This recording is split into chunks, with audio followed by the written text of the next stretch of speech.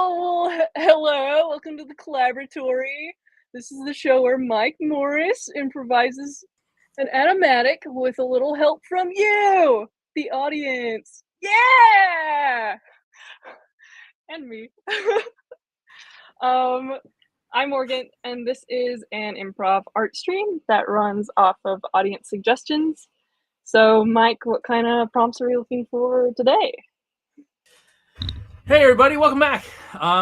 We are looking for our standard three things. We're looking for a couple of characters. We're looking for a setting to put them in and a conflict between them.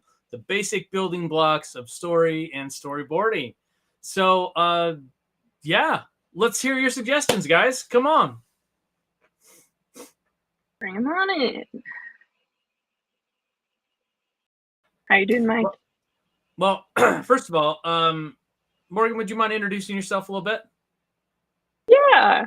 I'm Morgan. I am a story artist. I just graduated from Utah Valley University. That's where I studied 2D animation. Lots of rigging and Toon Boom Harmony. It's a center of excellence. Yeah, it's good stuff. And a puppeteer too. yeah, and a puppeteer, and I draw silly things all the time. Yeah, so we kind of put Morgan up to it to do the puppet intro, which I thought was awesome. so we met like what at Sketch to Screen Summit before it was Sketch to Screen Summit. It was a different name that shall not be named because we'll get sued. Is that what happened? Yeah, it's a whole big story, but yeah, it's fun when you go to these different shows and you meet different people and you kind of like have the same sort of vibe. When you're talking about story, you're talking about like goofing off around, drawing and art and everything. And so, yeah, it's super great to have you on the show today. Thank you. I'm so happy to be here. So I know it's usually like ask Mike questions time or whatever, but I have a couple questions for you because it's been a while since I've been in school. I've been working for the better part of 2 decades now. And so what sort of things are they teaching in like animation school these days? Like, are you guys like hardcore Toon Boom people? As you know, obviously you should be. But yeah. So what are the basic building blocks that you guys are being given now in schools? I feel like my experience in college was pretty unique. It's not UVU has been growing since I got there. So say the years below me are quite a bit different from what I was going through because a couple years ahead of me it was 3D animation and 2D animation and game development all into one program. And then they split it up into 2D and 3D. So I went to 2D and ours was, it was like Toon Boom all the way, Storyboard Pro. Matt Watts is one of the main instructors that teaches rigging. So it's pretty rigging heavy. We've had Matt Watts on the show before. So if you guys are wondering, curious who this Matt Watts guy is, see our previous shows on YouTube. Yeah, he's really awesome. And a lot of the students, so he pre-records like these massive like rigging courses for us. And then he shows up in class as well. But a lot of the students like to turn his like little reaction memes of him because he's like in the corner of the screen. So we use those as react emojis and all that. It's a fun group. But yeah, it's pretty cool. Definitely so a lot of changes. As you're preparing, so you've done some work at my company, the Projectorium, and so how has that been like transitioning from student to like burgeoning professional?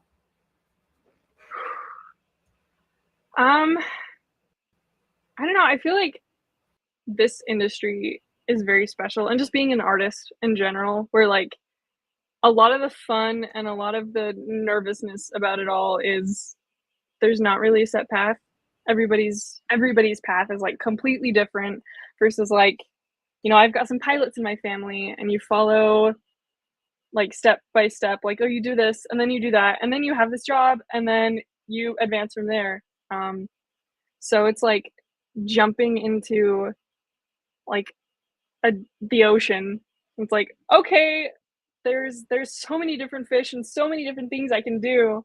And just finding those niches of like, I think I'm really, really interested in that and following it. But Yeah, because I think that, you know, a lot of times in you know, if you're going into like the studio system and that sort of environment, I think a lot of time it's sort of like you kind of pick your specialization and go in that track, right? Like we have a lot of people from what we've seen in our you know, audience analytics, that there's a lot of people that are students and you know, kind of in the same boat that you are, where they're graduating or about to graduate and they're not quite sure which track they're going to go into in sort of a studio system. And with the industry sort of in a dip right now, in a real big dip, yeah, it's almost you know, like the perfect time to start doing more indie creation type stuff, I feel like. absolutely. I think that's super exciting. Just like, you know, in middle school or in high school, like the dream was Pixar. I visited on a digital media trip and I'm like, well, this is like what I have to do. And now it's like, but there's more opportunity to be like, oh, I can do that and I don't need to be at a big studio. I just have to do it and meet people that are also interested in doing the same thing. And yeah, Yeah, so it's exciting and I think it's scary. a very exciting time that we're living through right now, as far as like the media landscape, because you know, especially with tools like Storyboard Pro and Harmony and some of these other ones, like you don't need anybody's, you know, equipment to do this. You don't need anybody's permission or anything like that. You can just do it. You know, there's all kinds of tools out there that all you need is a laptop and maybe a tablet. In some cases, not even that. So Yeah. it's a really exciting time to, you know, just to be making things. And so that's I think that I would encourage all of our audience members to just make stuff. Just make stuff and do what you want to do. You know, if you want to get a studio job, fantastic. But in the meantime, still be creating. Like don't just you know, just wait for your opportunity, because sometimes you just got to make your own opportunities, you know? Yeah, you don't need permission. Just do it. Yep. You Um, don't. it looks like we have got some suggestions. Oh, what do we got? One is from Final Girl. It says, "Hey, maybe two grandmas fighting over the last ingredient at a supermarket." Okay. Um, and then M. Penanti, I don't know if we need the names, says they like the grandmas fighting. And think that would be fun. So Okay. something about grandmas. Grandma war. Okay. Now All right, here we go. is this like Here a we, like a striking war? Are they doing more grappling, jujitsu kind of stuff?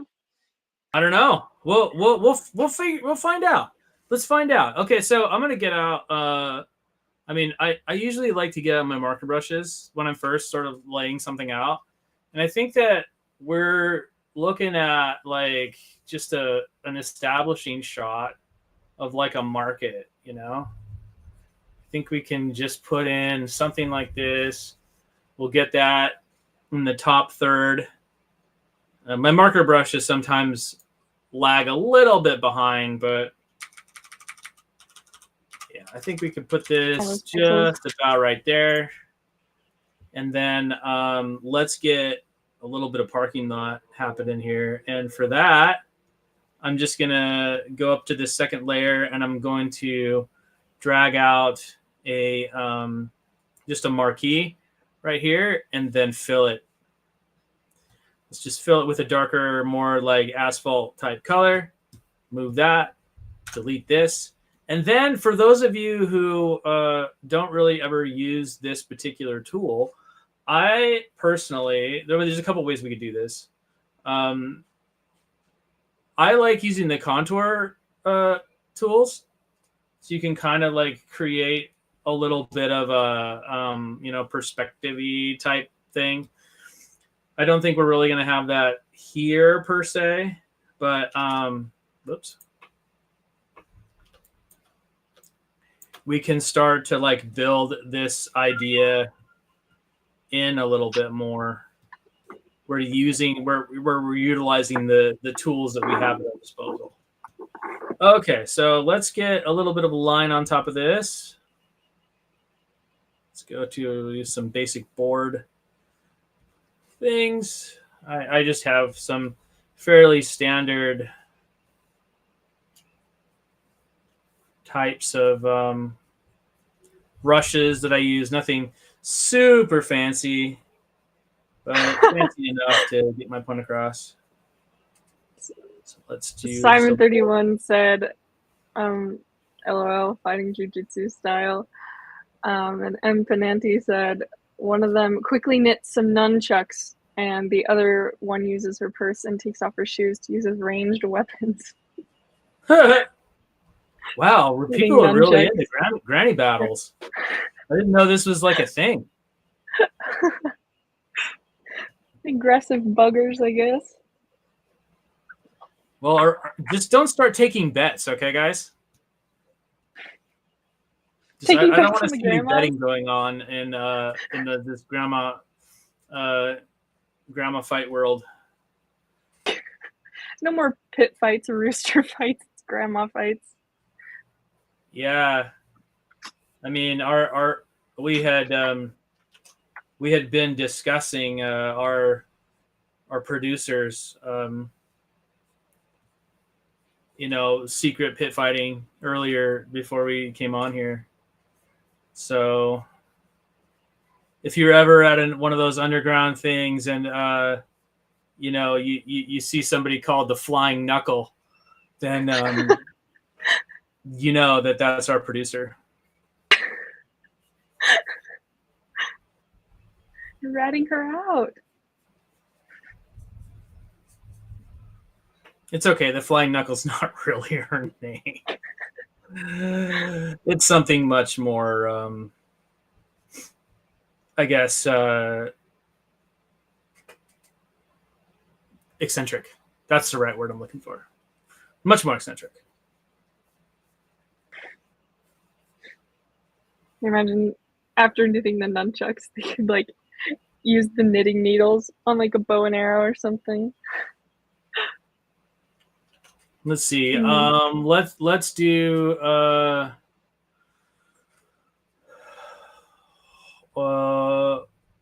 old timer market.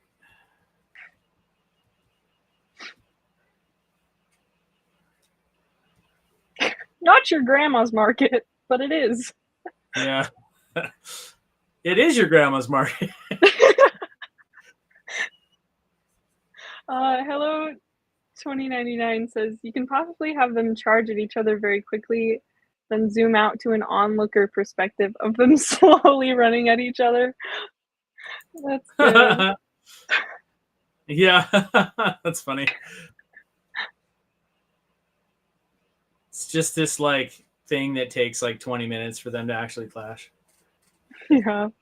All right, we'll give it a little bit of a perspective, and I think maybe like I don't know, we'll put like a couple of cars in there too, just for kicks and giggles, right?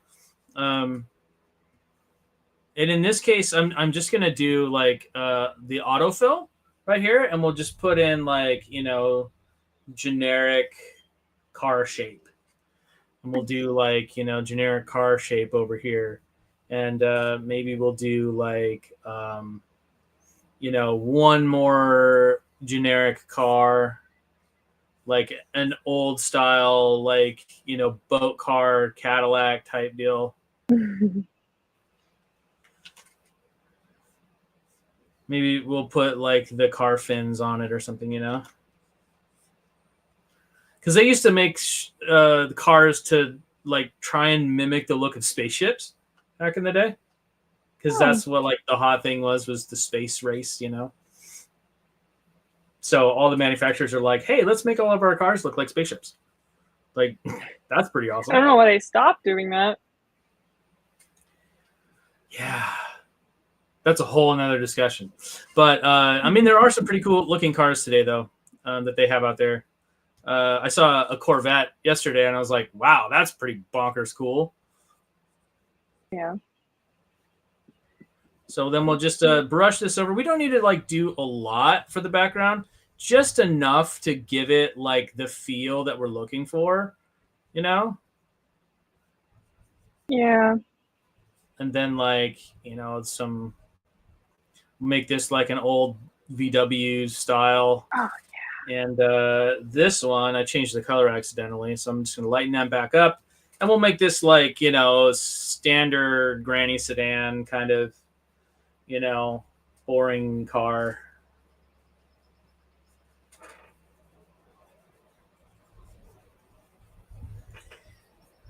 And when it comes to, all of these different things that you'll do as a story artist, I mean, I never used to draw cars.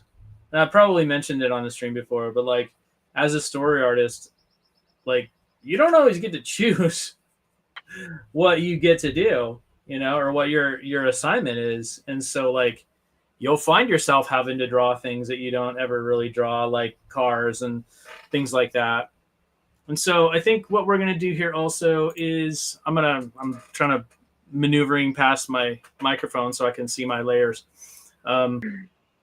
And I'm just gonna have just a little bit of a foreground element,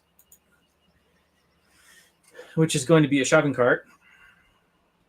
So let's just draw a really quick shopping cart. I'm gonna make my brush a little bit bigger so you can kind of see shopping cart. And I'm kind of going to draw it in like a generic perspective because, we're going to put a little bit of layer motion on this guy. So I don't really want to get like super into the perspective of it because, I mean, that's kind of animation's job, which in a lot of places and definitely in like more of a studio assistant environment, you'll have like 3D models and stuff that will go in the place of something drawn like this now, because it's just so much faster and so much easier to do it that way. And it just becomes more efficient, which efficiency is always good in animation. So it saves time, it saves money, and it saves people's lives because it's that important. So sometimes we have this sort of an issue here where, some things are in front that should be behind. So I changed the color on these little bits of like what would you call that? Like the basket wires or something. Yeah. So I can come over here to layer, and there's arrange. And if I send that to back, sorry, send the entire layer to back. There's a little trick that you can do to set these right, and just grab. I'm grabbing the select by color and just cut and paste it back over. That's a really easy way to remember. I know that there's like an arrange like within the layer type thing where you can send these particular vectors to the back, but I can't remember what that shortcut is right now. So look it up, people. It's important. I should know it, but I forgot for the moment. Anyways, but yeah, that's another like just a really simple trick that you can do. And then of course there's the draw behind that you can do that too. So I can just draw behind and have those things, kind of just go in the back of everything. Do you feel like with storyboarding, was there a time that you like, I don't know, I feel like I see a lot of different styles of storyboarding. Some of my mentors are like, just tell the story, like the drawings don't have to be pretty at all, versus like a lot of the stuff you see on like YouTube. Like my introduction to animatics was like the musicals that people would make animatics too, and they're like super pretty. I feel like there's a difficult balance to find sometimes. Well, yeah, I think so. I think there's a few schools of thought as far as that goes. I mean, um, I'm of the opinion that as an artist in general, you should just be able to draw really well. I mean, that's a thing that I think is important to be able to do. Like, they talk about Picasso and the whole cubism thing that he did. And that's what he's known for, right? But if you see some of his traditional art, like from before, it was clear that he just got bored with it and he wanted to do something else. So he's like, oh, I'm just going to do this weird thing because I feel like it and I can. And I think that's something that is good for people to do, is just be so good at what you do that you don't have to worry about the drawing. The drawing becomes like secondary to whatever else you're doing. So yeah, for I sure. mean, That flow state. that seems like a good way to go, in my opinion, for whatever that's worth. Yeah, worth a lot. I think so too. Final Girl said it could end with them making a big meal together with both families with the ingredient they're fighting over. Happy ending. Oh, that's so sweet. I'm gonna put the I'm just gonna put the rotation point like right in the middle there. So we're just gonna do some layer motion stuff right here. And in my timeline, I'm going to drop in a control point, or a keyframe rather, right here. And then I'm going to push end and put a keyframe in here. And then I'm going to grab this. You have to wait until it turns into the move sign. And then I'm just going to have this, kind of come in like that. So we have an old timer market and just this thing going in. Okay. Is the top line of the shopping cart with like the sidewalk something to worry about? Yes. We kind of have a tangent there. So one thing that we can do is just grab these points and just move them. Oh, nice. That's one thing that I think, there's always little things that you don't really think about when you're, doing this kind of work. And sometimes it's just part of the software. You can just grab things and move them. And you're like, oh, wait, no, I have to go back to the keyframe. You don't. And I think we can even, on this keyframe here, as long as you're on the keyframe itself too, you can do all kinds of different stuff. So I'm going to go back to here. And I'm just going to, increase the size of this guy just a little bit so we get something of a perspective as it travels in space, It's not totally right, but, it doesn't super matter since we're just goofing around anyway. All right, let's go into the store. So one of the things that I think we should do before we get too much farther is drop a keyframe in the front and in the back and just give it a little bit of a camera drift in. And I think that one of the things that is always nice to do is just give it a little bit of off center. Like if you're gonna do the drift in, like give it. If you're going to do a drift in the camera, make sure that you're focusing in on what the actual point of the scene is. Not necessarily, this front cart. That's just extra window dressing, right, as they call it. But the point is the market, right? And so we're going to zoom in to closer on the market itself. And so getting that focal point there is is pretty important. It's not going to be totally right, because we just don't have time to mess with it. But I think that's one of the more important things. Okay, so let's see. What is the item that we're gonna be having this fight over? Oh, good question. No one has specified that yet. Because I think what we're looking for is probably a refrigerated section, right? Oh, you can get some ice action in there.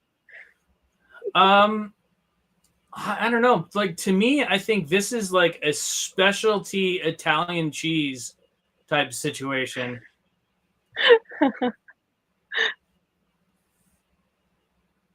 Like that, like a. I'm forgetting all my cheese names. Like the last of the Pecorino Romano, or like something super. Well, it's not rare, but it's like, it's a little bit off the beaten path. Or are they like maybe Italian grannies?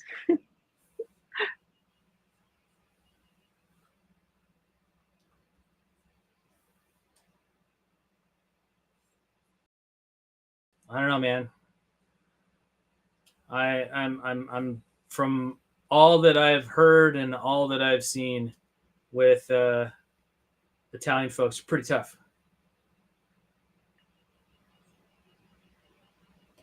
Ever watch? There's a YouTube show called Pasta Grannies. I haven't. And it's this guy who goes around Italy, like interviewing these grandmothers that still make homemade pasta, and they're like the like the traditional styles and everything. Mm-hmm. And it's really, really cool. It's a really cool show because unfortunately a lot of those traditions are kind of dying out because none of the kids want to actually pursue it, which is kind of a bummer. That they're just like, oh, let's go to the grocery store and get some pasta in a package. You're like, what? I don't know. That's like a big thing I've been like really focusing on recently, is like convenience versus like wholeness, I guess. And not even just like Whole Foods and all that, but like when you make things slowly, I mean, they always taste better, even if you're not good at it. Like a poorly bad made graham cracker is gonna taste better than a graham cracker from the store. Maybe it's the love you put into it, but I mean, that's why I've got chickens. I would think so, right? It's like the other day, I made a deep dish pizza. Because pizza became my COVID hobby. And so I started making a lot of pizza, and it kind of, you just start to discover other things. So I guess like cooking has kind of become a hobby for me more than anything else, because I feel like it's another creative endeavor, because, burnout is a real thing, right? So every so often people will just get into these modes where they're just like, I can't do this particular thing anymore for a while. And I think it's good and it's healthy to have something that you can do that's still kind of creative, but isn't necessarily drawing and painting or 3D modeling or whatever it is that you do is like your main deal. I think it's a healthy thing to have that sort of diversity of talent and diversity of things that you do, for lack of a better term. Like I don't know how you would say that. Like, just like your creative outlets. There you go. A diversity of creative outlets. Yeah. Okay, so we've got a little bit of shelf here. Let's put some we've got some like suggestions for the cheese. What's wrong with the Wensleydale?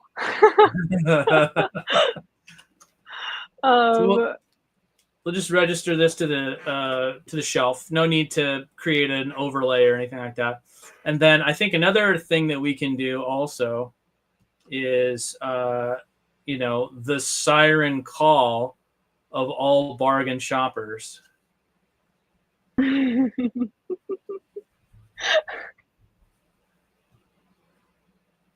being called out right now. We have a designated cheese drawer in our fridge for all the cheese we snag at the sale table at Smith's. Ooh, that's a new one. You should try that. It's made with honey.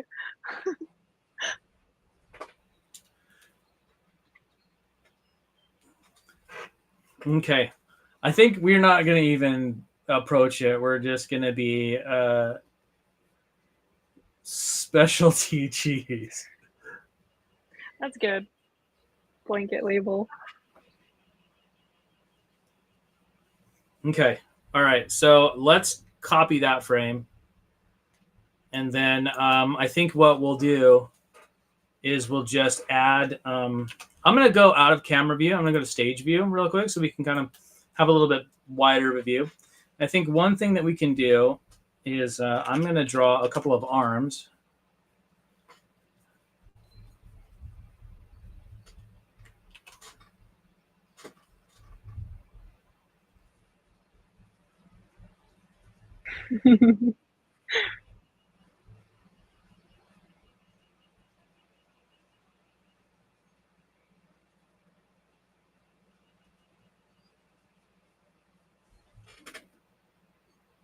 Getting into it now. Oh, and she's got the bangles.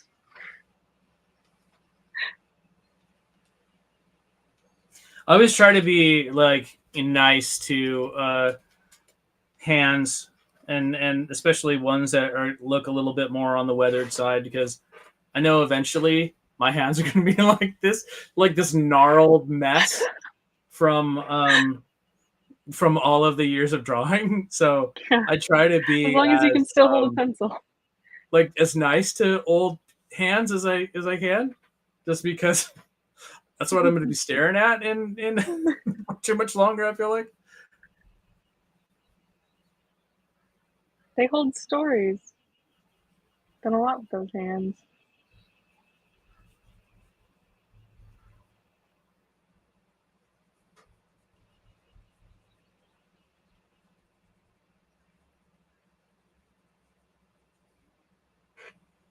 Okay.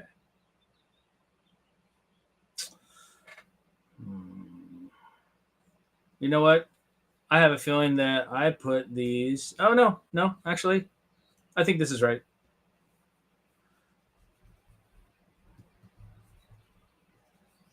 So how much of an image in your head do you have when you're storyboarding, like straight through like this versus like doing the thumbnails and stuff? I don't know. I think a lot of it is sort of a stream of consciousness sort of thing. I think I feel like I have I'm like a couple moves ahead, like in a chess match, because I'm building toward something, but with an improv stream and things of that nature are a little bit more flexible and fluid. We try to not think too far in advance in case the audience has something that they have in their minds. Yeah. Because a lot of the times it'll be like we'll start out and then I'll just kind of take the reins and go. And that's fine. But also we want to try and be as flexible as possible. And I think that's one of the good things about, story art is that there is a certain flexibility in it that you kind of have to be prepared for. Yeah. I feel like, because things are going to change. Things are always going to change in storyboards. You're rarely going to have the same thing that you started with in its entirety. When you work on a board, it's just not going to be a thing for the most part. Unless you're like the most bonkers board artist ever in the world and everything you do is perfect all the time, every time, then you're going to have a lot of changes. And so flexibility is something that you kind of learn after a while. And unfortunately, so many of us have this sort of tendency to feel like personally attacked or personally shamed or something like that if their stuff doesn't go over super well. And that's not the case. It couldn't be farther from the truth. I think more often than not, what it really is just it's not right for the story at that particular moment in time. It's nothing against you, and it's nothing against anything that you're working on or doing. It's just that's the need. And so it's really incumbent upon you to be able to roll with changes that happen within a storyboard or within a script or stuff that makes it better. And I think that's where like being a team player like really comes into account. So yeah, it reminds me of like one of our first conversations at the sketch to screen up here, talking about like D&D and like improv and theater and just how those things, making up stories on your feet and just going with it, is it definitely overlaps for sure. Oh, for sure. I'm gonna do this in camera, this little move right here. I'm not gonna actually, you know what? Let's not do that. Let's not move the drawings. Let's move the camera. Okay. I'm going to add a keyframe because I think this is probably a more efficient way of doing this. I'm going to add a keyframe, and I'm going to move the camera just over a little bit to here. Right? So we've got this shot, boom, boom, and then the camera starts to move. You can see the sort of the black lines moving, right? Mm-hmm. And then we're going to go into a zip pan, and we're going to do one of these and give a some speed lines. We're not going to make this a big thing. Oftentimes, if you have a storyboard, you will add a little thing that is like this, not exactly like this, but like this. Be like zip, and then let's start another new panel. And then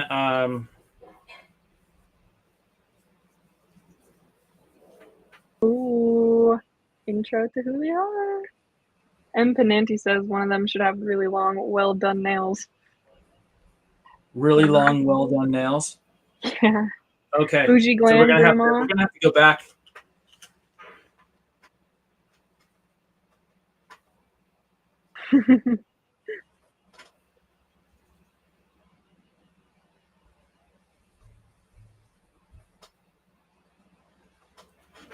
Yes, they're both so glamorous. I think we're gonna have to do that too. Oh, you know what? Something happened. I put it on the wrong layer. So we're gonna have to get those out of there and put them on the right layer. So let's cut those and then put them on the right layer. That way everything is still working well. All right, got that. And then zip.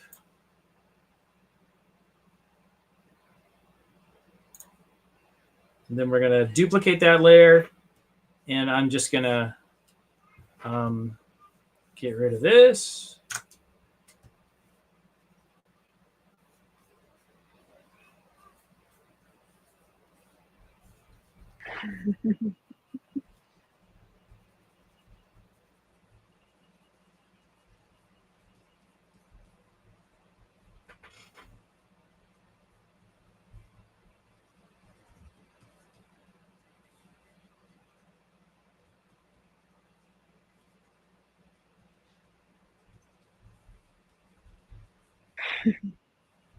Granny is not happy.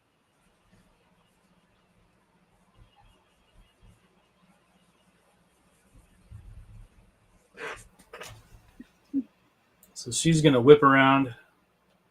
And I think we need to make this a little bit smaller because it's looking like we're gaining volume. Just a little bit too much. It's important, like, as a board artist, I feel like to at least know the basics of like animation. Mm-hmm. Let's make it a little bigger because she would be moving back in space a little bit as you turn. You know, it's one of the things that drives me nuts when you see a board is when people do these moves where a character basically like rotates in place instead of moving in that arc. Because when people move, you know, you move position, you don't just rotate in space. You know, instead you'll move your position in a bit more of an arc. And arcs are so important. Huh? Arcs are so important. Oh, for sure. I've seen these photographs that people do, like the long exposure of dancers, and like every move they make is some kind of twirly, arcy movement. Yeah, absolutely. All right, and then we're gonna do just a little bit of camera work here, and then we're gonna grab our zip.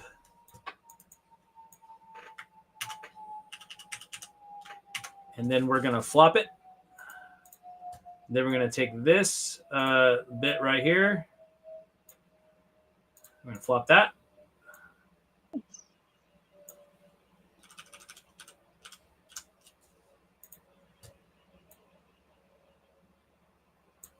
And then we're gonna get to grinding number 2.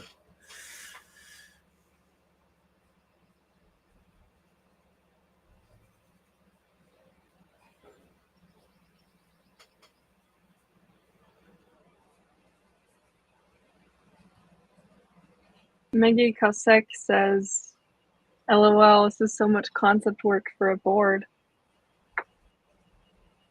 It's what?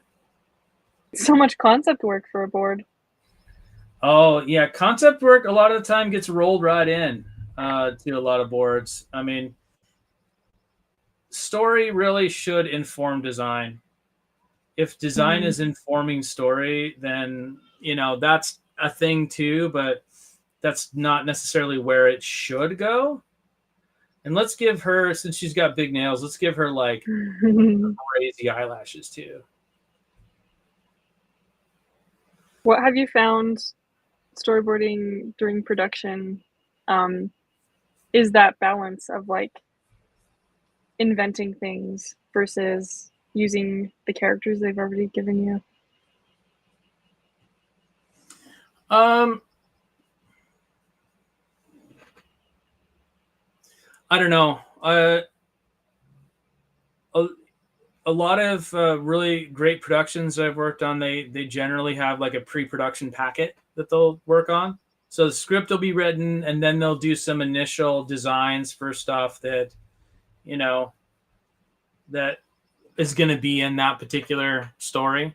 Like, for instance, when I was working on DuckTales, they had a really, really great pre-production and design team that would, you know, sort of prepare things. Story was written first, and so we had an idea of who the stories were and what they were about. And then the extras or new characters and stuff would be designed, and then they would get to us. But every once in a while, you know, you'll have like an extra, you'll have different people or stuff that hasn't been designed yet. So you just kind of make it up. And then sometimes the designers will take what you've got and then refine it. You know, I had a couple of different characters that made it into the show. That you know, were just extras or something like that, that we just didn't have design for, so we just popped something in that looked similar to the grain of what is in the show, and that's fine. I mean, I don't mind doing that sort of stuff. I think it's kind of fun actually when you get a character in the show and then you see them like come back later. That's fun. As kind of a thing, you know, and it's like, oh, hey, cool. That was my contribution, you know. It's kind of fun. So, you know, I think we need to do a little bit of a mirroring type shot here, where I think she needs to also have that turn and look. So let's get some of those big hoop earrings over here and the little. Her lashes sticking out.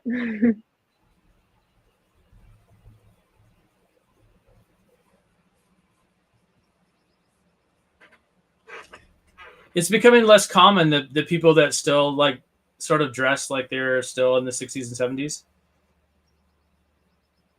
I feel like it's sort of becoming a less common occurrence, but in this case, we're going to lean into the stereotype.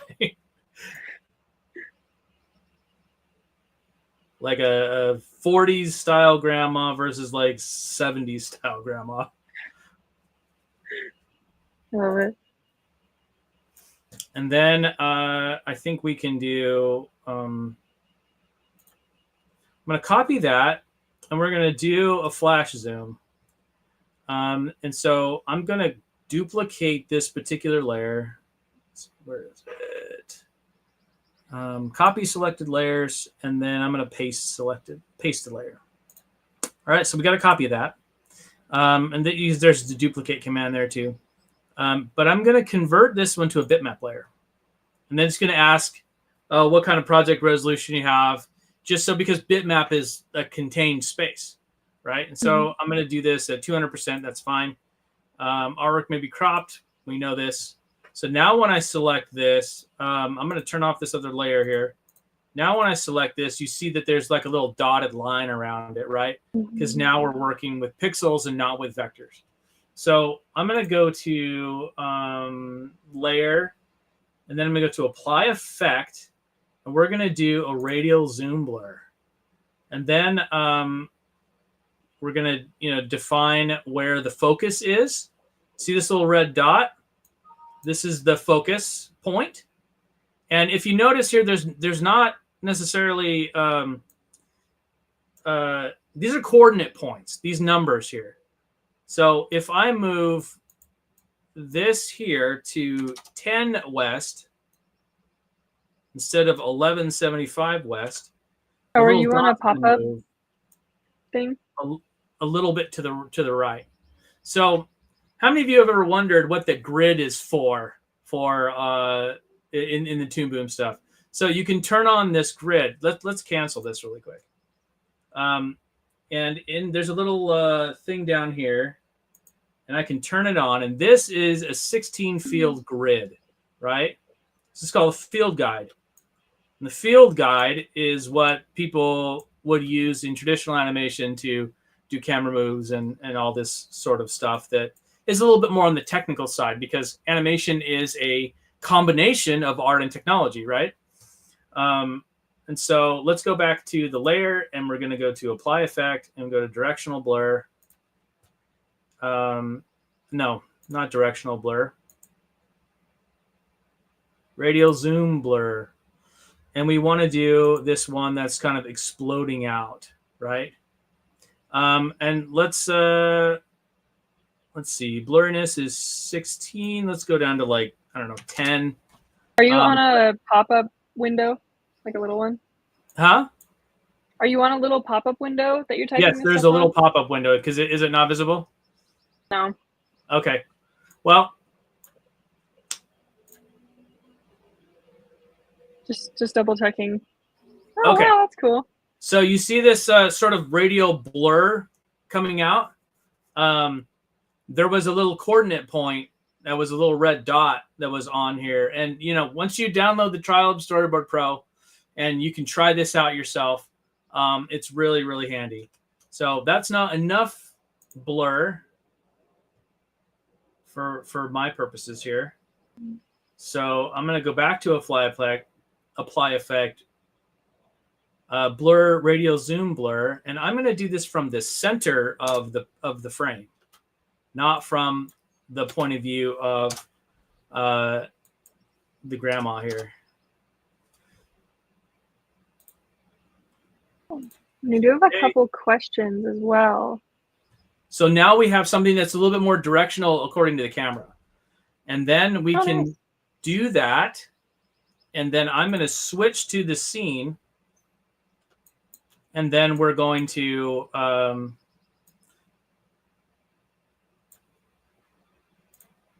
we can even take this one step further.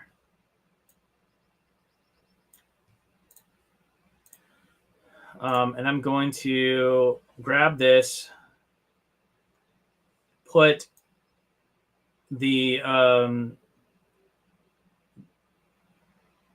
little focal point right there, and I'm going to do this in perspective according to that point. And we're going to move it to where it's matching that middle part.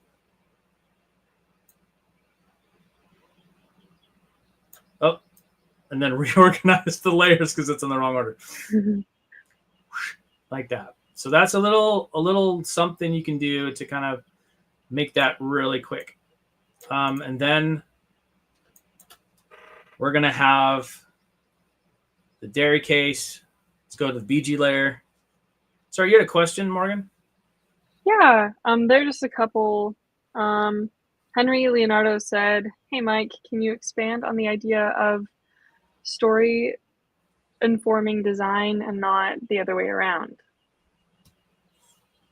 Sure. And what's up, Henry? Henry's one of our one of our friends. Okay. Our animation friends. Henry's an amazing animator in his own right, and I'm looking forward to his short, which is dropping at some point soon. I think they're done with it. Oh. So, do you know the name of that one? No, I do not. But I'm sure that Henry will have some sort of poster, something about it. So, all right, let's just do something simple, dairy case, with these to kind of mirror what we had. And then I'm not going to spend like a ton of time on this. We're just going to have this be something simple. I imagine the story versus the design often kind of like how you were saying the pre-production and the storyboarding are pretty collaborative. Yeah. The design can be that as well. The design of something should fit the function of the story. So, like, if you have a character whose whole thing is, like, for instance, being strong, then the design would often go to a character that is, larger or something like that, or strong. Or in the case of like sort of like a Spider-Man type thing, he could be this, little skinny guy with amazing strength. So, but that's where the need is. This character's whole gig is strength. So he could be Hulk size or Spider-Man size, but then that story was informing the design, which in turn works with the story. So again, it's all about the story. It's all about what you need to get out of the story. And the design is definitely informed by what the actual ending of the story is going to be. So then we'll make this like, closed cases. We'll put like some, I don't know, milk or whatever in here. Some cream or some, general dairy items. We don't need to get super specific about what's in here as long as it's populated with something, right?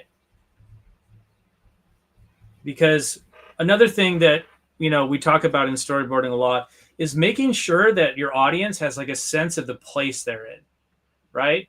And maybe sometimes it would be considered like something extra or something, extraneous. But I think it makes a lot of difference in the quality of what storyboards, you're putting out.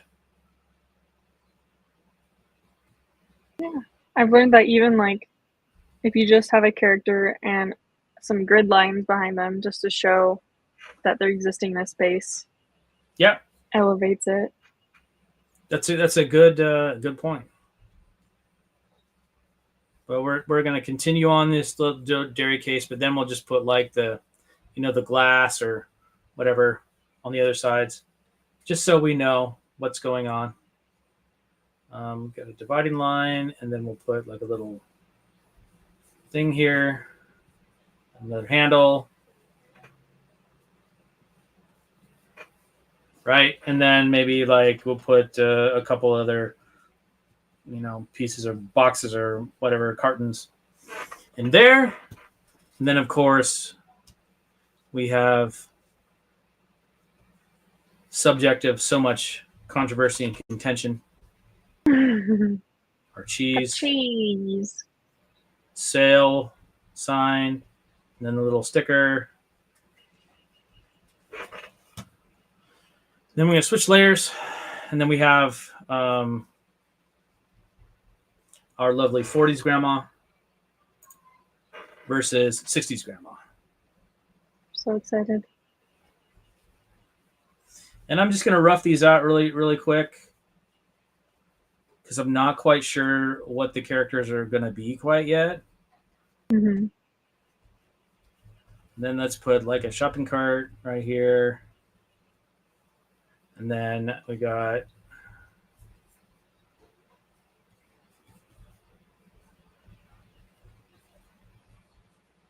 Mm-hmm.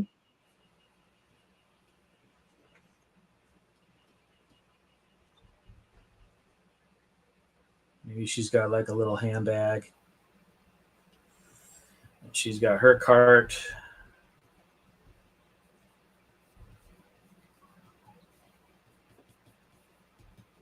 It's got some stuff in it. She's got some stuff in her cart. Maybe her hand is on the cart as opposed to being, more relaxed. Just something that we can do to establish these two characters are very different. They're very different in the way they operate. They're very different in their, mannerisms. They're very different people. So whatever we can do through gesture, through general operation, or pose, anything that we can do to show that these two characters are very different is going to be a good thing.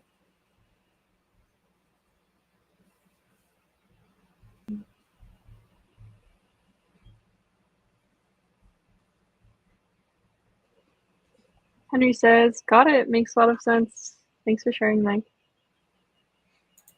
You got it, man. All right. And then we're going to kind of refine these a little bit because these are our first drawings. And so we're probably going to be able to get a good deal of mileage out of the actual drawings themselves. So let's go here and we'll get a smaller brush because I don't know. I just kind of feel like a smaller brush leads to more refined drawings for some reason. Maybe that's the animator in me talking, but okay. So let's go to first grandma, and I'm going to turn on the backlight or the light table. Let's see what the appropriate term is here. Auto light table. Remember that. Okay. Turn the auto light table on, and I'm going to start, drawing these out a little bit better. I'm going to see what we've got here. Okay. So she's got like the, little horn rim. Big cat eyeglasses. Horn rim style glasses, yeah.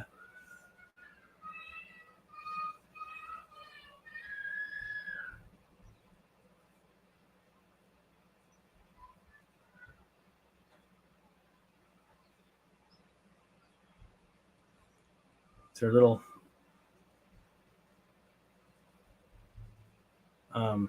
eyelashes. And let's give her some little pearl earrings. That's kind of fun. Yeah, it was cute. Classic grandma. Yeah, the very classic grandma versus modern hip grandma. I don't know. I've heard the theory that, like, grandmas in each generation dress how they did, like what was in style when they were younger. I think that's common for pretty much every generation of humans ever. Makes me wonder what the grandmas are going to look like in, 40 years. I always used to of the wonder why younger my kids. parents never listened to anything but oldies radio. Like when I was growing up, like it's like why? There's all kinds of new cool music out there. Why are they not listening to, stuff that I listen to? Then I realized when I got older, oh crap, I do that very same thing. Yeah. I listened to a lot of stuff that I listened to when I was a kid and kind of just ignored the other stuff. Yeah, I get that. I think it just comes down to like, what you were into in your formative years. It's not like, no modern music ever makes it into Yeah, for the sure, for sure. rotation, but if you had your choice, you're probably going to go with what you liked when you were a kid. Yeah. Music inspires a lot of like the stories that at least I come up with. I don't know what inspires you when you're boarding or coming up with stories. Different things. A lot of the times it's situational. Some stories are born out of just joking around, or oh my gosh, it'd be so funny if, Mhm. that usually is a thing, or like, oh my gosh, this is like the dumbest thing that I've ever thought of. I've got to put it down on paper. There's different motivations outside of every different story that you come up with, or every different idea for a game, or every different piece of media that you work on. There's going to be some sort of idea behind that, and hopefully it's an idea that can have some depth to it in some way, shape, or form. It doesn't have to be like super deep, like uh, you know, you're commenting on the condition of mankind and you're super right about your ideas, or something like that that's like really heavy. But coming down to universal fundamental ideas about life and living and what it means to be human and all that kind of stuff, that tends to resonate really well. Or if something's just darn funny for Yeah. somebody, there's some YouTube channels that I will watch, and they just make me laugh, and that's what I like, because it's just silly. Like Yeah, absolutely. I'm a fan of silly humor. Reminds me of the uh Jar Jar Binks stop motion. That was good. Oh yeah, the robot chicken Star Wars. Yeah. Yeah, Just where funny stuff like that. if people out in the audience haven't seen Robot Chicken Star Wars, if you're Star Wars fans, it's super funny. It's really really funny. I'm not going to spoil it because that's kind of a jerk move, but watch it. It's worth it. I'm so curious to see how deep in conflict these grannies get in the last 10 minutes. Yeah, me too.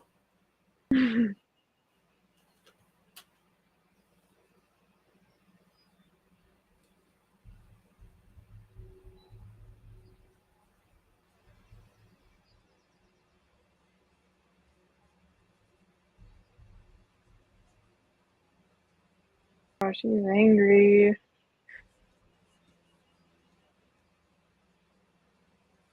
What style martial arts are you imagining them I don't inflicting know. upon each other? I kind of am curious as to where things are going to go in just in general combat style. Big bracelets. She's got her big nails.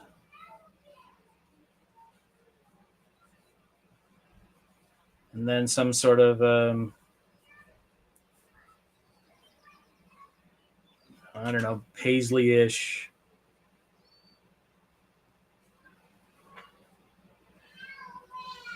cool 60s design or 70s design.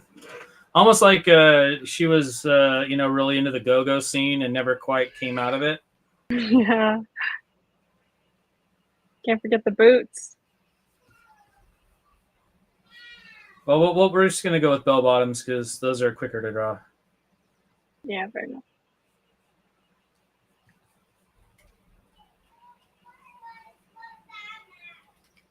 So give her big, thick legs, big, wide pants.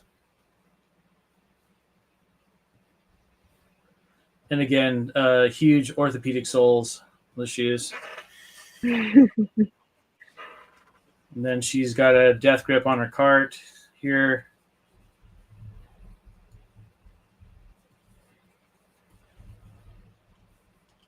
I was kind of thinking of Ray's mom from Everybody Loves Raymond. I haven't watched that one. Oh, it was a 90s sitcom. It was good. It's funny.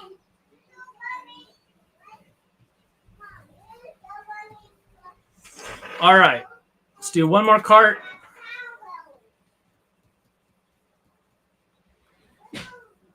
Really quick. Again, this is about ideas and not pretty drawings. I don't know why I feel the need to reiterate that, but I guess for every stream, it's good to just give a reminder that these are more about the ideas and not about pretty drawings. Okay. Yeah. So let's get bottom lip in there. And pretty is a plus, but the story is what matters the most. Yeah.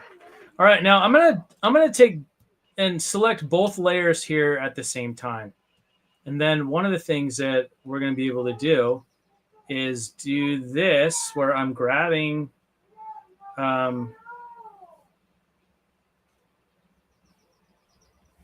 these layers and moving them, and then coming back to layer B where the characters are.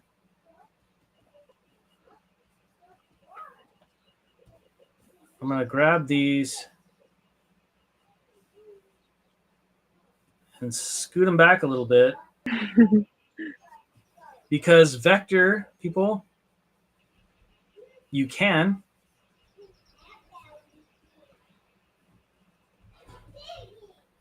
So she's going to pull, right?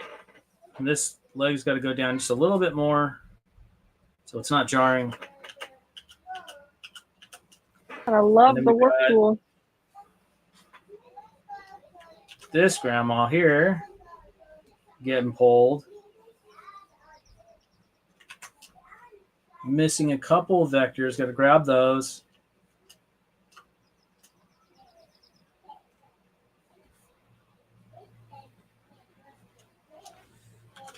And then I think that we can also give her just a little bit of a surprised look on her face. Like, what?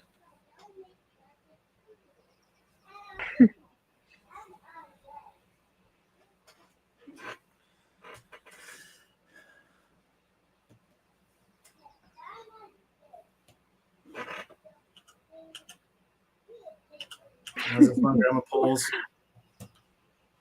And then we're going to go back to the original. Whoops. Back to the original. I'm going to copy that panel. I'm going to paste it. Then we're going to do the opposite. We're going to take all of this and we're going to scoot it that way. Then we're going to take this that way.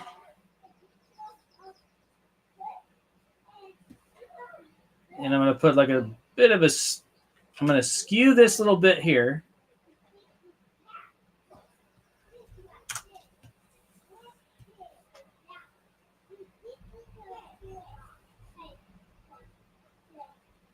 And just change that expression ever so slightly.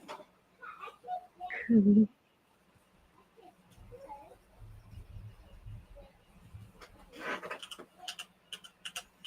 So now we've got to get that cheese and we've got to get the other grandma's arm in there. So we're going to do this.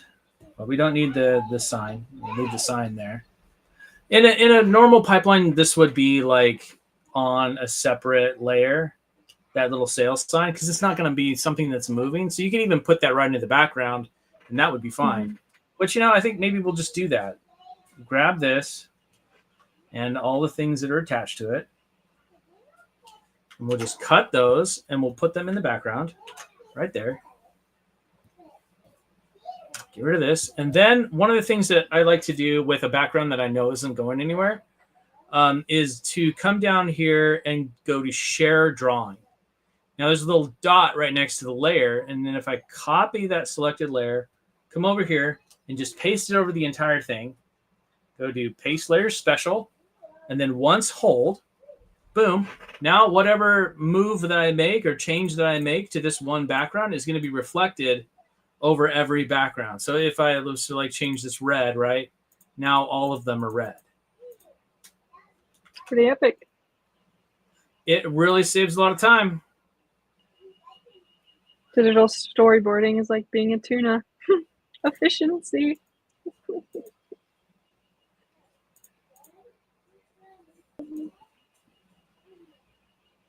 All right, we've got less than 2 minutes. What? Got about a minute left now.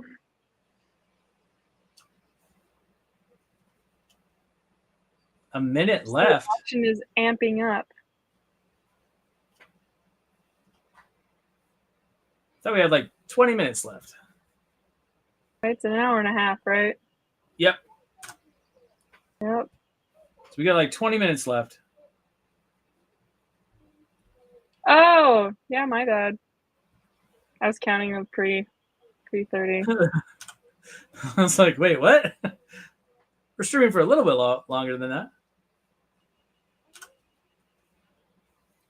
False alarm.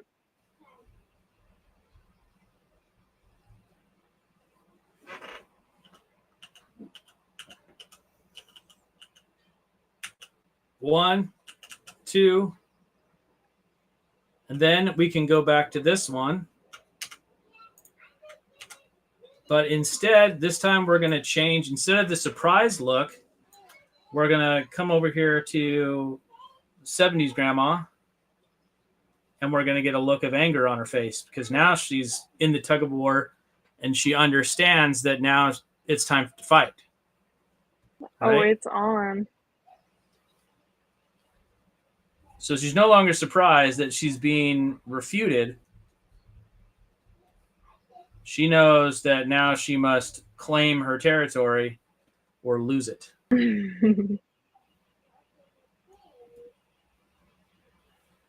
So her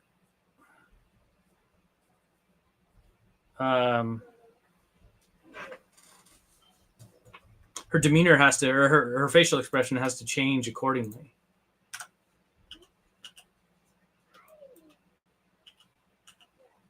In this one, we should amp her up a little bit. And I'm going to go to the perspective tool, which is kind of fun to use. Even for small things like this, you can still get a lot out of the perspective tool. To amp up her her expression.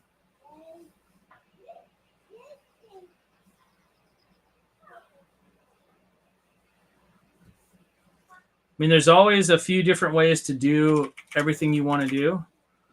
And oftentimes it's just experimentation in time. Yeah. That you kind of work out your own process. I feel like a lot of storyboarding, at least for me, is just a lot of thinking. Oh, as it should be. A lot of imagining.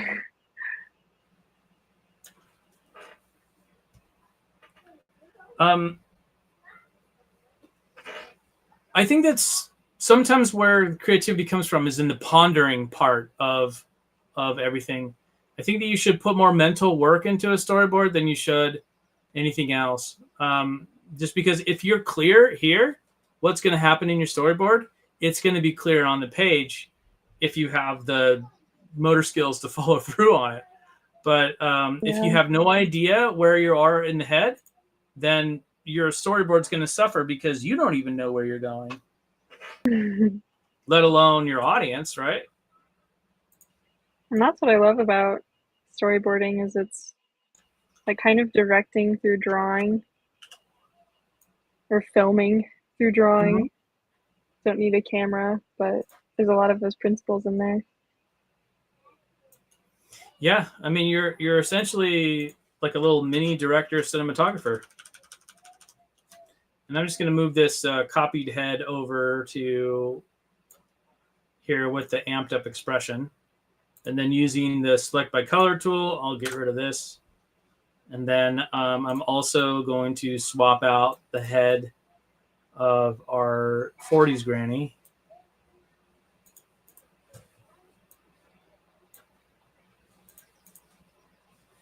And get this other new one here.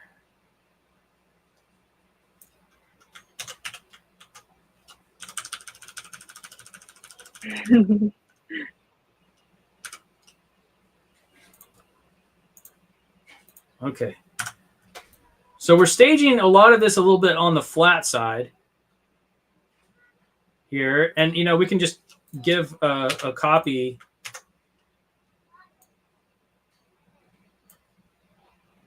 And let's do a new one.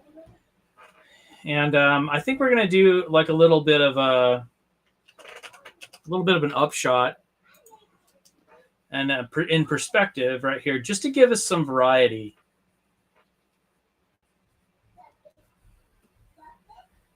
You know, where we've got her arm reaching out and then the other one coming back to the cart.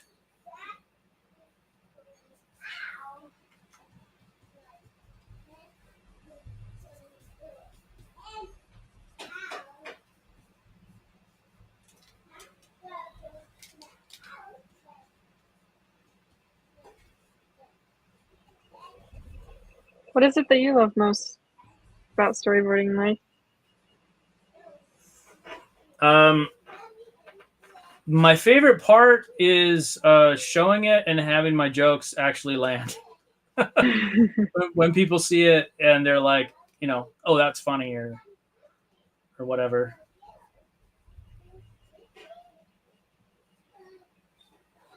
I think that's the most satisfying part. Yeah, for sure. Was there a moment when you were in school or before that when you were like, oh, this is what I want to do, rather than any of the other aspects? I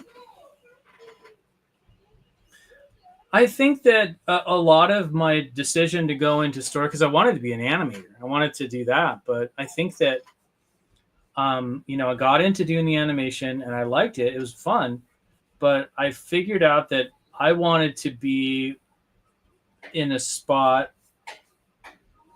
of deciding what a character does as opposed to how they do it, which is what the story team does. And so that's kind of like where I wanted to be. Although I do really enjoy both disciplines. That was kind of like what, you know, I wanted to do. Let's put the cheese up front and let's put her big thumbnail in there.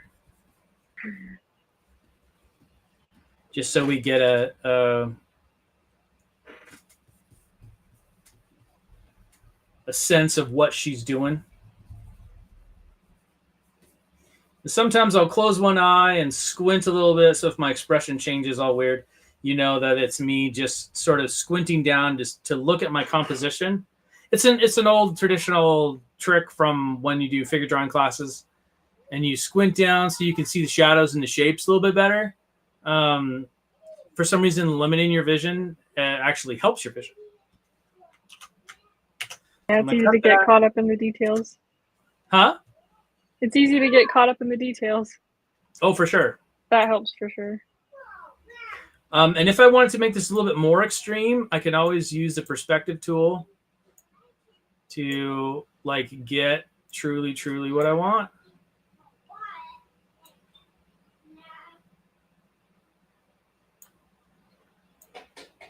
So use the tools to your effect, the way that you need to have something look. You could just sit there and noodle around with a bunch of layers over and over and over again, or you can just use some of the specialized tools that can help you get there a lot faster. And we'll fix the timeline.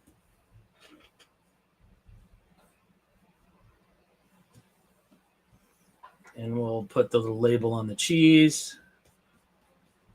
Just so we have enough in frame that we know what she's got based on stuff we've seen.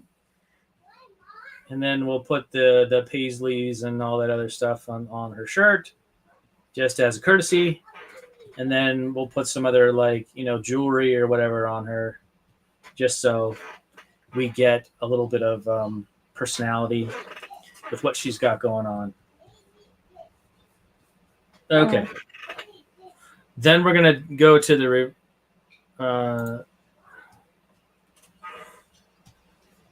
just going to get her a little, closer. Or actually, I think this would be good to do a little bit of a pull. So she's going to yank this in one direction. We're going to skew her a little bit, but the head is skewed a little too much. Bring that one back, and then just, tilt it back a little bit. So we get this kind of a pull.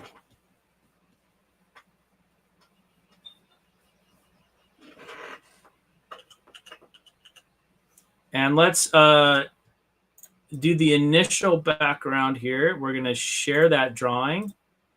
And I'm going to copy the selected layer. And again, paste it over both. Paste layer special. Boom. And now when I do... After you do this edit, we've got 10 minutes. So when you want to run the Animatic, you can do that. Oh, we're just barely getting started. Darn. It's a really good build-up, though. Yeah, but there's nothing for it if there's no follow-through. So we are going to go into hyper mode and start busting, because we have to. All right, so we've got this here, and we've got the other granny. She's got a thumb on it.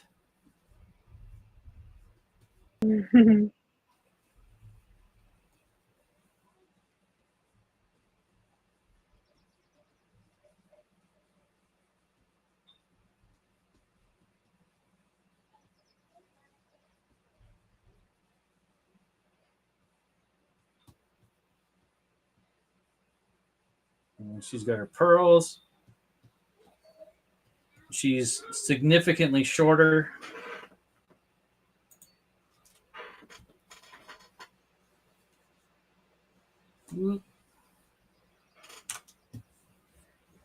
She's pulling from sort of down below, so we're just going to move her back a little bit, skew the body.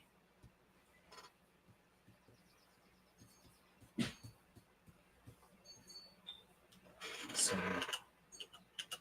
she's kind of pulling down on it.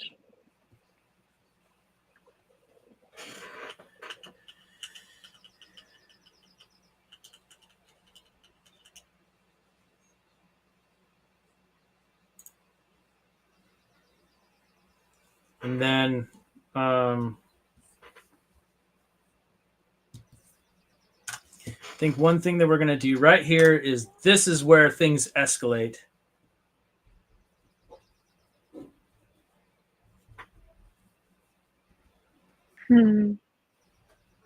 Nice squash.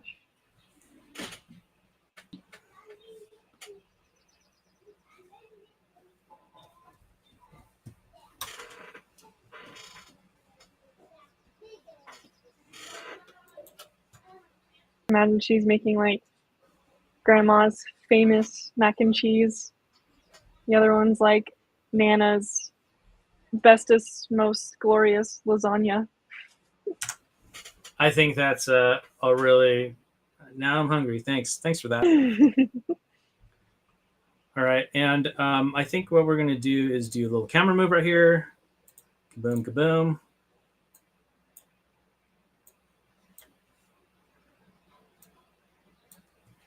Just so we can see. And you know, there's obviously more that we could do, given that we had a little bit more time. But we're gonna do with what we've got. And we've got our opening salvo.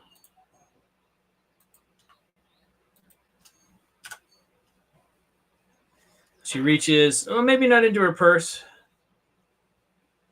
Let's have her reach into the shopping cart.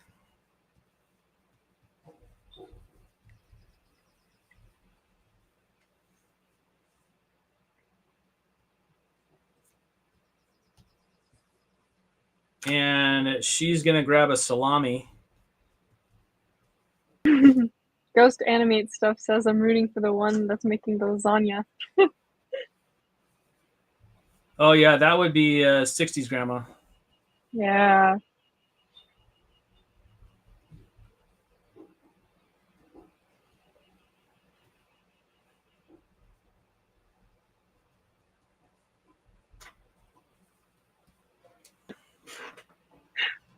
Is that a baguette? It's a salami. Oh, salami. Yeah, you mentioned that. Get slapped in the face with a salami. I think we might need to adjust the camera just a little bit more, just so we can see it. And again, it's put it on the wrong layer, but that's all right. We're just going fast. And if we had a little bit more time, we could, make these drawings a little bit nicer or whatever, but we don't. So we're going to go fast.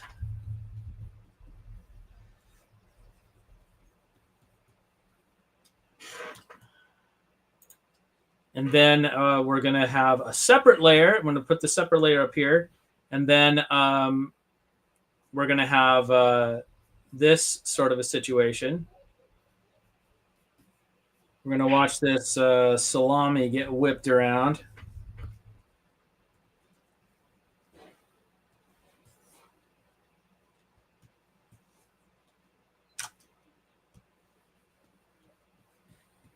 Take up the whole screen. So she whips out salami. Whoa, bam!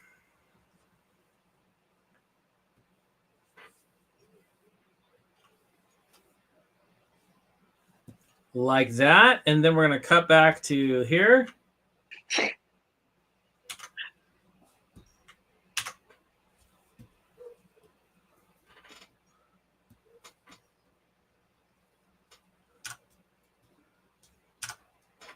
And then we're going to put a layer right. No, actually, let's not delete that head quite yet.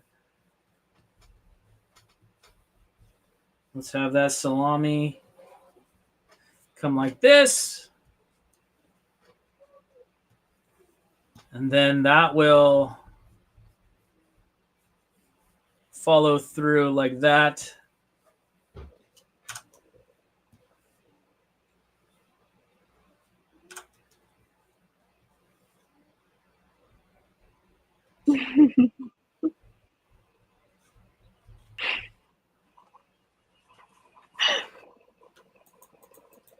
That'd be funny if her dentures fly out.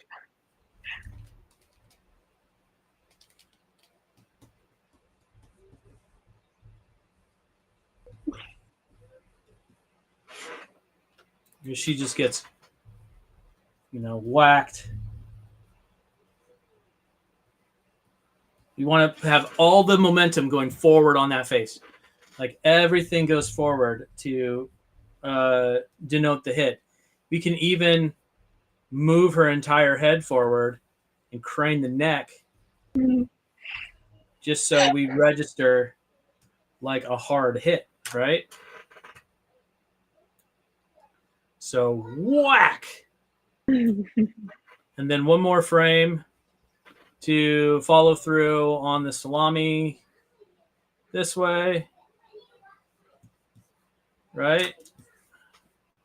Just going to skew that. Whack! And then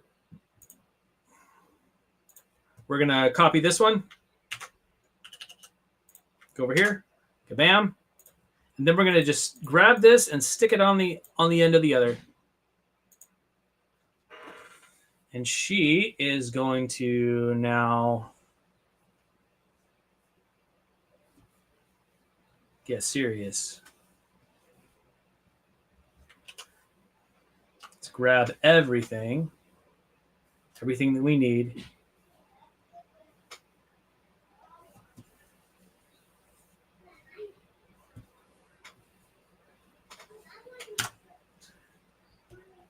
And she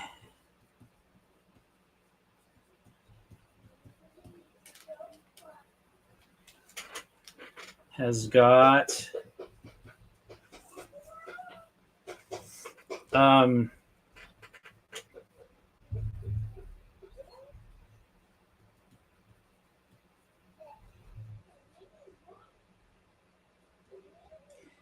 she has got a small thing of pepper. Oh no.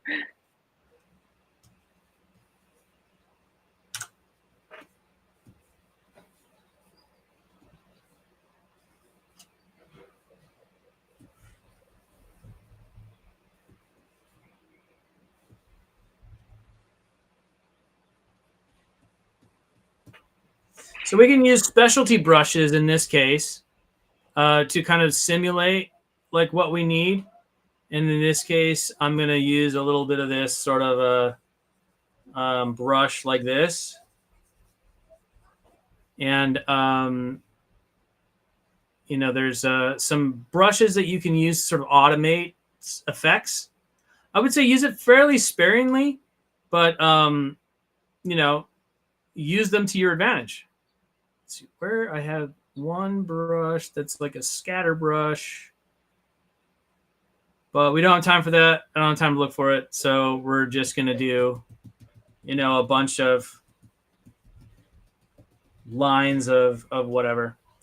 And she's going to have that be her attack is homemade pepper spray.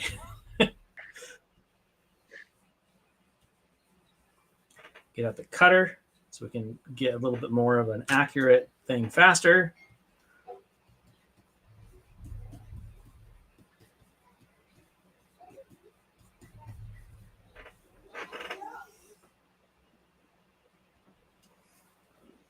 But she was not prepared.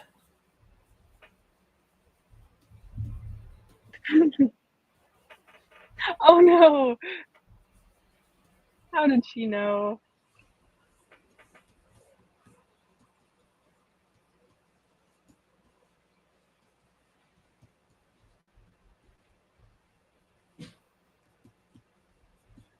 So Normal Tuesday night for this grandma. This is not her first rodeo, I think. And we can do little things like this, you know. I think little touches, like the fact that her big poofy hair would be parted by like the top strap. You know, I think that can make for some funny stuff.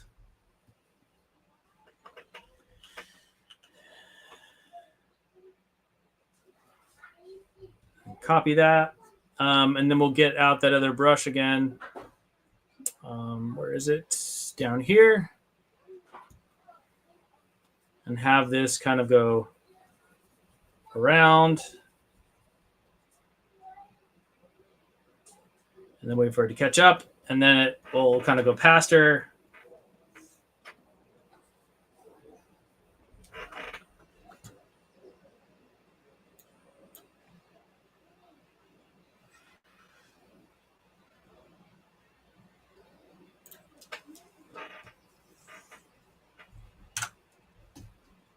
Delete that, delete that, delete that, delete that.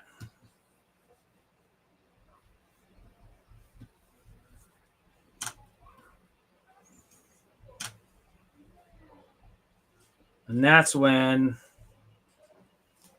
we're going to get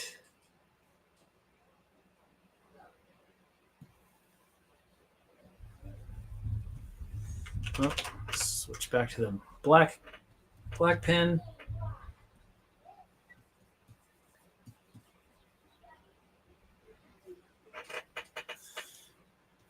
She's going to bring something up. And we're going to widen out once again.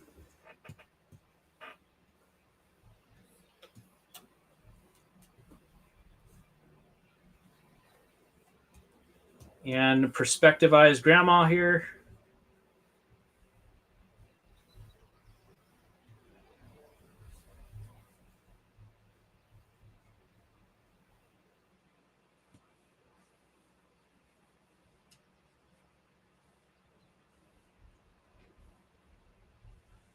And then we can use these tools in conjunction with one another.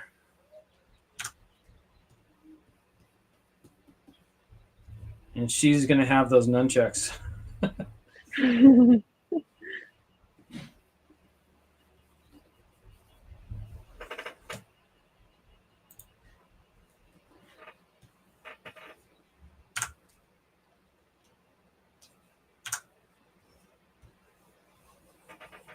Oh, she's prepared. Again, not her first rodeo at the local market. And of course, there's their shopping cart, which we're going to have to add in here, and here, and here, and here. So pepper spray, ineffective.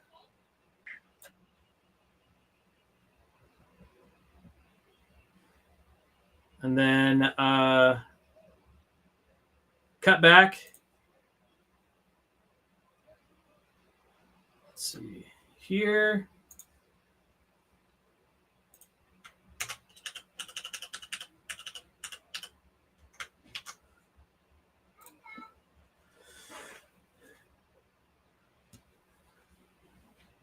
You can get rid of this.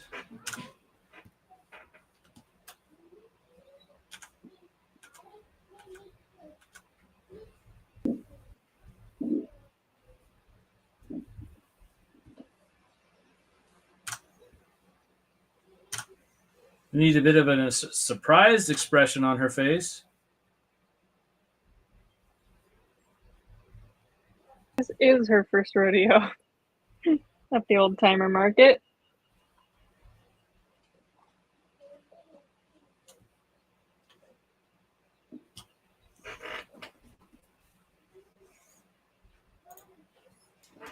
And then we're going to do a quick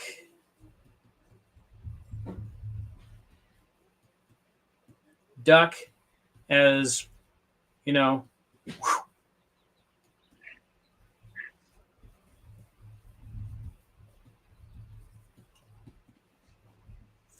then we'll get this one arm down here. Oh, it's auto-saving. There we go. That one arm down here.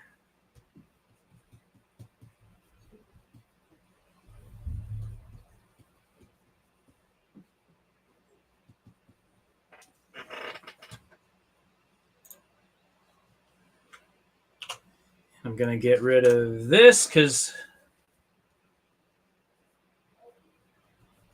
home grows serious and coming up with some knuckle dusters. Spiked knuckle dusters.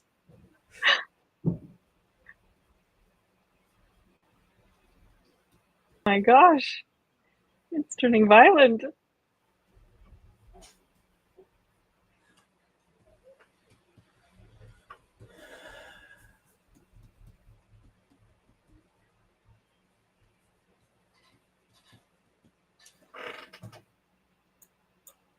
And then I think what we can do is go back to this initial setup.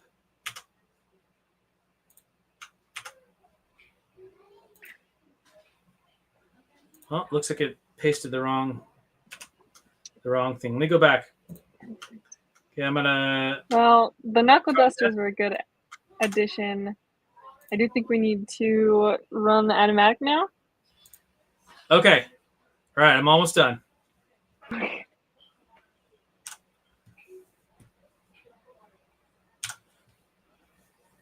right. We're going to have this grandma with the mask on and her nunchucks.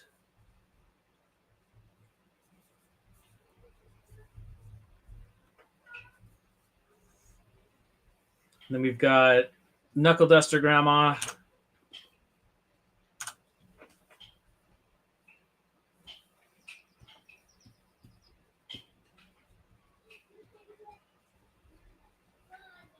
She's ready to throw down. We're going to have the cheese just kind of have been set down. And in walks a little kid.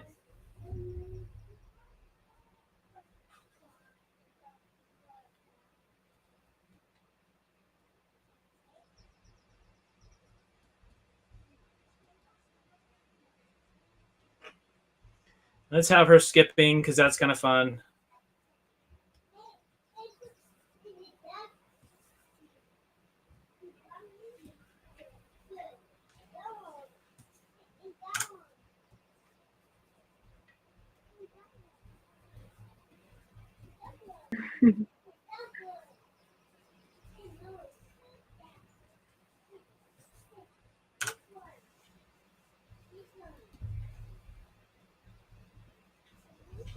And she just says, "Oh, cheese." These drawings are awful. Oh, whoops.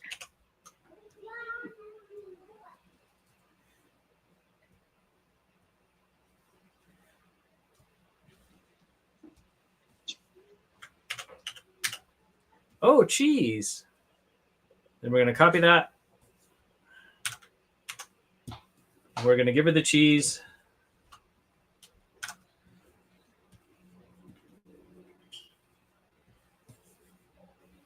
And she's just going to go on her merry way.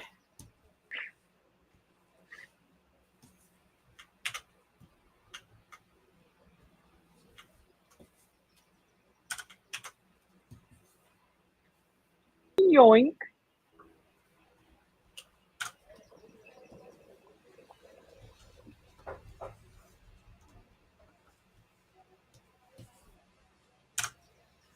And then she's going to go off screen. And the two grannies are going to like look and see like what just happened.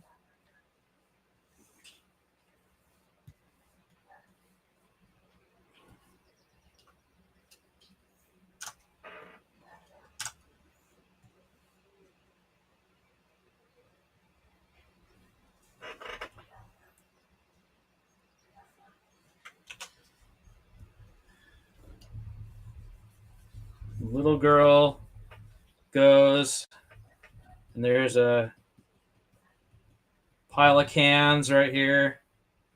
You know, we see some of the stacks, and we see the little girl with the cheese.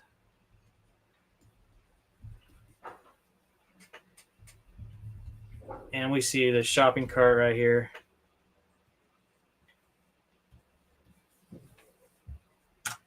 the little girl goes over to the shopping cart, puts the cheese in the cart.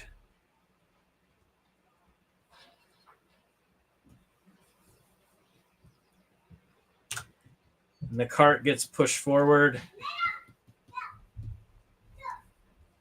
by third,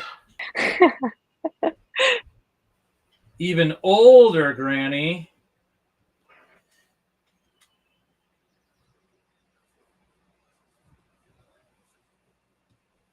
Crazy hippie granny.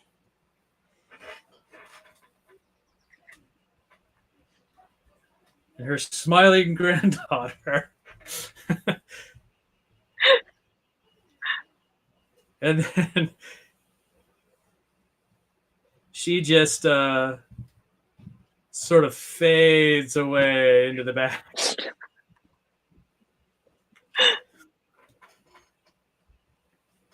We're going to grab this and we're going to put that on top right here. And I'm going to do a quick little overlay type thing as we have Granny here fading into the back. Let's take this off.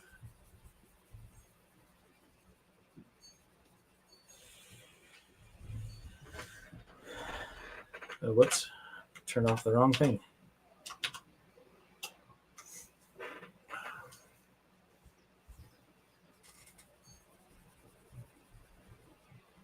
I didn't see that coming. Okay, all right, snap into place. There we go.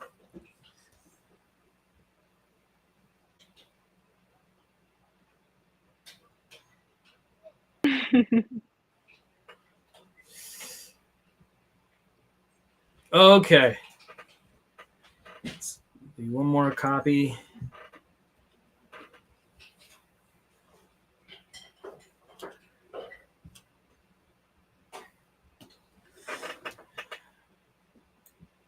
Okay, ready? Let's run the Animatic. Nice. Woohoo! All right.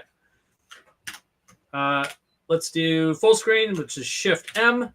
Kaboom! Here we go. All right, we are at. Oh, let's turn off the light too. We are at Old Timer Mart as a little shopping cart comes, blown by the wind into frame. There's a sale on specialty cheese, 90% off. And then two hands come in and grab it both at the same time. Zip pan over to 40s grandma. Zip pan over to 60s grandma. And we flash zoom out to see them both with the same piece of cheese. They start to struggle over it. What? No, you give it. No, you give it. Arrgh! And they both start to struggle. It's like, you're going to give me that cheese for my lasagna. You're going to give me that cheese for my macaroni. Wah! Bam! And she smacks her with a salami.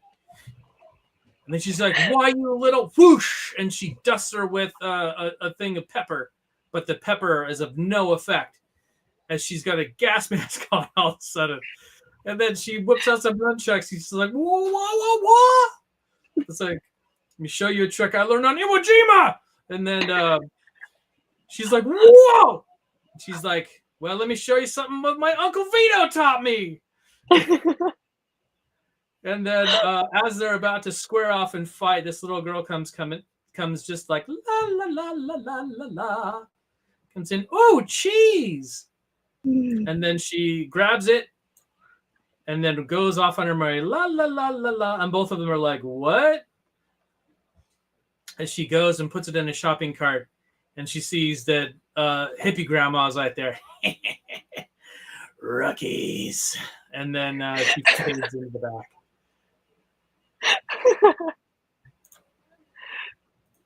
And of course, that's when we have to fade to black because that's really the only way to end this. So good. And of course, then we would find out that you know how they have those end credits and stuff where you see what happened with all the different grandmas. We say 60s grandma made a good lasagna, but only about 90% as good as it used to be. 40s grandma went home disappointed and used only cheddar in her macaroni. Oh. Hippie grandma was later accosted by the violent gang that she used to run with and is now being held prisoner in Nicaragua. At least they get the child is still special cheese.